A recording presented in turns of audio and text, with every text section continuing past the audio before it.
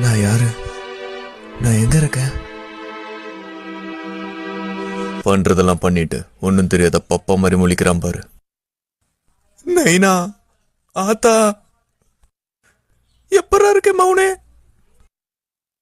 நம்ம கிளான்காரங்கெல்லாம் உன் மேல செம பாஸ்டல இருக்கானுங்க. உன் நைனாவால கூட உன்னை காப்பாற்ற முடியாது. யாரா அந்த பையன்? நான் தான் அந்த பையன். எனக்காண்டிதான் காத்து நின்றோம். வணக்கண்டா மாப்பிள்ள. சொர்க்கத்திலேயாவது கொஞ்சம் சிரிங்கலேண்டா. மச்சான், இவன் நம்மளை மட்ட பண்ண நாள் தானே கல்யாண நாள். அங்காளி எப்படி இருக்க? ஆசையா மல்லிப்பூ எல்லாம் வாங்கிட்டு வந்தேன். வந்து பார்த்தவ எல்லாரையும் மட்ட பண்ணிட்டான்டா. நெல்ரா ஃபுக்காக்கு மௌனே, எங்களை ரொம்ப நேரம் காக்க வச்சுட்ட. நீ பண்ண வேலைக்கு உன்னை கைமா பண்ணி கடைய போறோம்டா. நீ ஏறி ஆடிட்டாச்சி, இது நம்ம காலம். உனக்கு சப்போர்ட்டுக்கு நான் இருக்கேன். இவனா வில்லங்க பிடிச்சவனாச்சே. அடி பொலி அடி பொலி. நீ அவங்க சங்கல செஞ்ச சம்பவத்தை பார்த்து நான் உன்னோட பெரிய ஃபேன் ஆயிட்டாச்சி.